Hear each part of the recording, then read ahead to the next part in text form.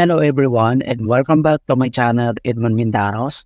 And for today's quick tutorial, and I'm going to show you guys on how to view and remove safe passwords, login informations on your Mozilla Firefox web browser. And without further ado, let's go ahead. So all you have to do is to open up on Firefox browser.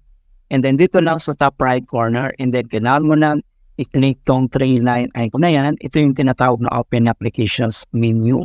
So, click lang natin yan. And then, next step ay, kailangan lang natin i-select dito yung password. So, click lang natin yan. And then, pop up agad dito mga kaibigan, yung websites with passwords. So, dito sa left side, makikita mo dito yung mga naka-save na websites and yung password. Ito siya.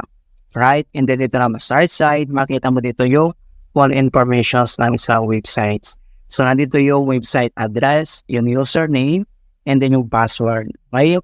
So, pwede mo naman itong i-copy. And then next, dito naman sa right side, makikita mo dito yung edit, yung pin icon na yan. So, i-click mo lang yan. And then, pwede mo itong i-change yung username, and then yung password, and then click mo lang itong save. Kung paano ba natin ito i-remove then? So, dito sa right side, makikita mo dito yung remove. So, i-click mo lang yan.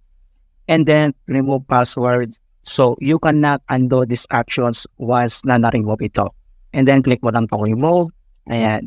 So, makikita mo dito mga kaibigan sa next site ay isa na lang yung website with password yung naiwan. So, na-remove na yung isa.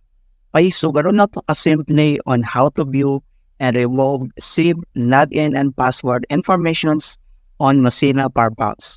And please don't forget to like this video, subscribe to my channel for more quality content. Thank you guys and see you in my next tutorial.